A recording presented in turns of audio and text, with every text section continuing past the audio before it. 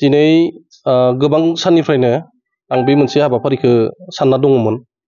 ओमफ्राय नैबे समाव आं खाबु मोनबाय दे बिसोरा मोनसे रमजान मास सोलिबोगासिनो दङ।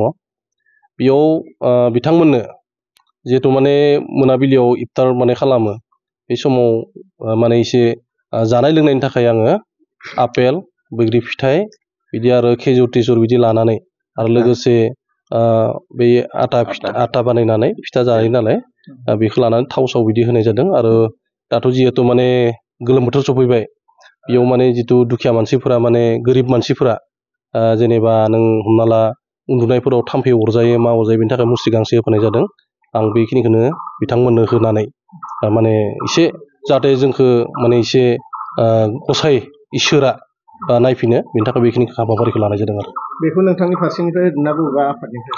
नङा, बिदि आफादनिफ्रायथ' जेबो बिदि माबा गैया, खिन्थु आं इन्डिभिजुवेलि आं माने बेखौ गोसोखांनानै जाहाथे गोरिबफोरा एसे मोजां मोनो गोसोखौ बे इफ्तार माने खालामनाय समाव बा रमजान मायाव जाहाथे एसे गोसोफोरा गोजोनना थानो हायो बेनि थाखायनो बे हाबाफारिखौ लानाय जादों। नोंनि फारसेनिफ्राय? आं इन्डिभिजुवेलि बेखौ हेल्प खालामदों। बबे बबे गामियाव? दिनैसो स्टार्टिं, दिनै जों गासै मोननै सुपायाव बर्थमान मोननै सुपायाव होबाय। बिदिनो होलांबाय थागोन गाबोन समफोर ओरै टाइमखौ मिलायनानै। दिनै खमसे खम ओरैनो 9-10टा न'खरनो 12सो जादों नामा, 12सो जासिगोन, दा होनो दंबावो। बेखिनिखौ हाबाफारिखौ लादों आरो दिनै।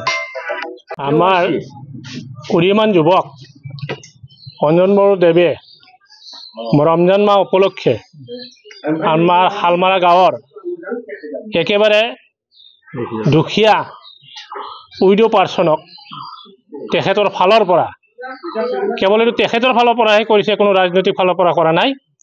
আমাৰ গধূলি যে ইফতাৰ হয় সেই ইফতাৰত অকণমান আমাৰ বস্তু আগবঢ়াইছে, খেজুৰ আদি কৰি বিভিন্ন বস্তু যিখিনি লাগে প্ৰয়োজনীয় সামগ্ৰী তেখেতে আগবঢ়াইছে।